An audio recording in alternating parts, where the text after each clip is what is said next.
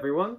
I'm just back with another Hunter video. It's been a little while since I've done like an actual video upload, so I think I'll do that. I've got 2 matches that I'll be showing you all today, so I hope you all enjoy, and let's get to it. Alright, so this first match I just have in here because it was like a really funny match. This was one of my first matches I had coming off of like a 2-month break from the game, and I ended up getting Spawn 2 on Hospital, and I found the Seer first. This match was just so funny. I got this match and I was like, bruh, I need to be in a higher tier at this point, because it was just so poorly played. It was so funny. So I ended up chasing the Seer here, and he ends up going behind this pallet. Now this will definitely work for like lower tiers especially, but if you can get them to vault and your follower's right there, you can literally just quick press the controller button again, and then you can swing right on the pallet. And if you get the timing right, it'll end up being a Terror Shock, although it takes practice to get that fast of reflexes with a Dream Witch.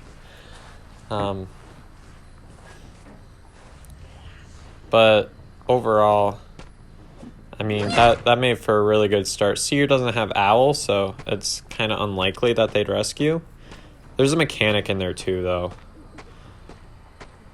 Oh, and forward does actually come by. But I have another follower nearby, which makes it kind of nice. And I end up getting a surprise Terror Shock there. So I told you, this match was definitely a pretty funny match. And it's like this the whole round. They're at 5 ciphers left, and it's pretty clear that Seer was about to go down. And I've got my follower right there that'll just be able to follow up with the Seer. And I'll get a hit right before the rescue on the forward.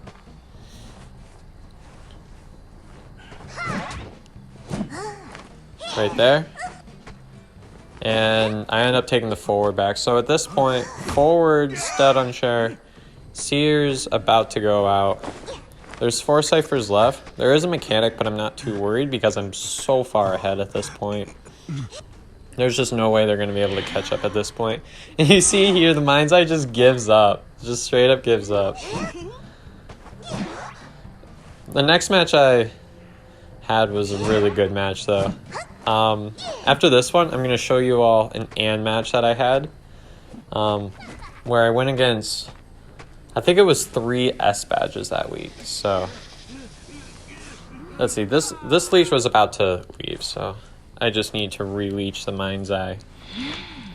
And then it'll just be down to the mechanic getting caught there. Because I'm like, it's Hospital Dream Witch. I'm going to go for the 4-man if I can. Just because why not? Why not? Because this is like the hardest map to win on, I swear. Well, with Dream Witch at least, it's a really tough map. Maps with a lot of 2-stories are kind of, it's hard to describe, but this kind of layout is really tough for this character just in general. And at this point, I'm just looking for the mechanic, who I believe kind of went into the ruins area, but kind of missed him along the way. I'm just checking dungeon spawns here. It's so nice that the main body moves so quickly. Oh, I ended up finding bot. I remember what happens here. This was funny. So I end up leading the spawn follower right here. She was apparently getting bot to heal herself. And then right when she gets there, I just hit him with the follower. But anyways, this is the AND match I was talking about. This was a really good match. So it was, I believe the Coordinator, Batter, and Acrobat were all S badges, and then like the Perfumer was a really high A badge or something. Which doesn't really mean a lot, but I don't know. It's still sometimes kind of cool to be like, oh yeah, I won against all these people or whatever. And I actually have a kind of relatively rough start, and I make a mistake near the end. This is not a perfect match at all, but it was a match that I had probably a couple weeks ago. See, I ended up not being able to successfully implement that cat. Early game, what you want is you want to be able to get a hit with your first 2 cats, besides the one you use to jump off from your spawn, if you can get that, then you're in really, really good shape. And then a lot of times what you're going to want to do is you're going to want to go for like at least 1 hit off a Cypher. So this was actually smart. He activates his rage here and actually makes a really clean hit on me there, which I wasn't actually entirely expecting. I almost thought he would have doubled back there. And he's still got his rage on, so he's able to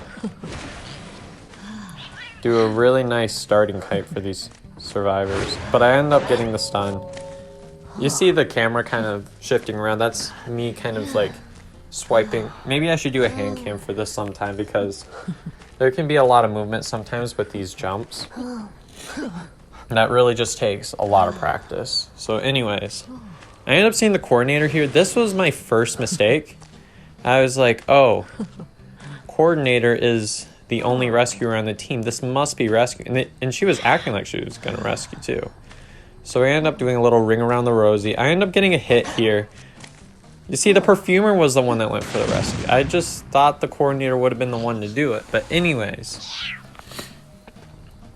I thought it would have been smart for the batter to go to like locker, but instead the batter kind of comes in my direction. So the reason why I thought locker would have been smart was because then the batter would have had a chance to lose me. Anyways, I end up getting this cat on the batter. And I'm like, no, you're not hitting me. I'm getting that dash off. Anyways, 2 Cyphers remaining. There's no mechanic though, so if I had a mechanic, that would have made this scenario a lot more complicated. But anyways, this chair isn't my favorite chair, just because survivors can approach from the back and make it really hard to not get chair hits. This part is kind of the tipping point though, because I end up getting the cat on the chair, and then I end up getting a stuff. This is kind of where things started shifting in my favor. Now I end up making a mistake when I'm camping the acrobat. This was like first acrobat this week, so I was feeling really proud of myself then. But anyways, I figured Perf would be the rescue, which would have made sense. Anyways, cord goes down. I thought Perf was going to go for that rescue, so I was trying to make my way back as soon as possible. I also wanted the 4-man. But anyways, they end up actually doing a pop. There was a little bit of lag there for a second. The cord actually does a very good job, like, distracting me for a while, but I mean, with needing to do a rescue and stuff, you can see I've got like curves on my dashes and stuff. It's kind of some of the more advanced and techniques. Anyways, Perf does the rescue on the acrobat. You can see that right there. It was just rescued. And I end up making my way back in that direction. My goal is to try to block them from... Either block the rescue... See, I'm looking around for the perfumer at first. But then I just kind of go to the gate.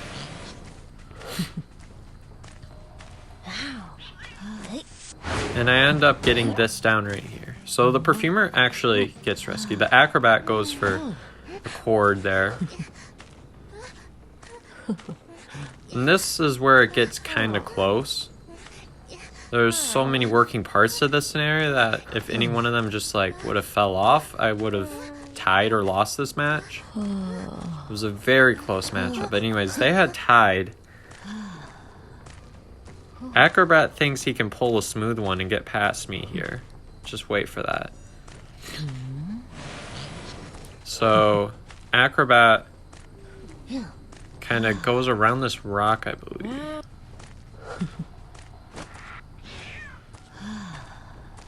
And then he ended up sneaking almost all the way back, but then I teleport and Acrobat's just there. This is devastating at this point. Because at this point I'm like, okay, they wouldn't send both of them to the rescue because one of them needs to open the gate.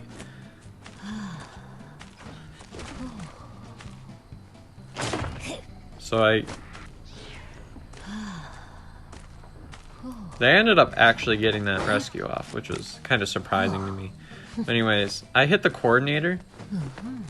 And I just assume that it's not open because I end up going for the acrobat here. I wanted to get the acrobat down. And the cat ends up going on the acro, and I end up getting this down. Now, I don't know where the coordinator is at, but being that I see that they haven't left, I'm assuming they haven't escaped yet. And I see the coordinator was almost out the gate at this point. And I just hit the perfumer off just because I don't want to deal with her. And then I take the coordinator. Look how close this was. If the gate was just a little bit more open, this could have been a loss. But anyways, I take coordinator to the chair.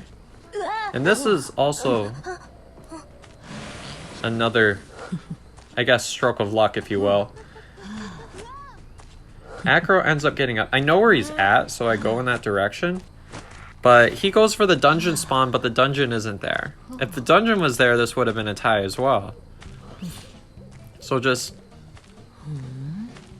that one mistake of not sharing the coordinator right away almost risked me the entire match. So that's why you still need to stay alert. Even if you think you have things beat, you gotta make sure you're being very conscious with every decision.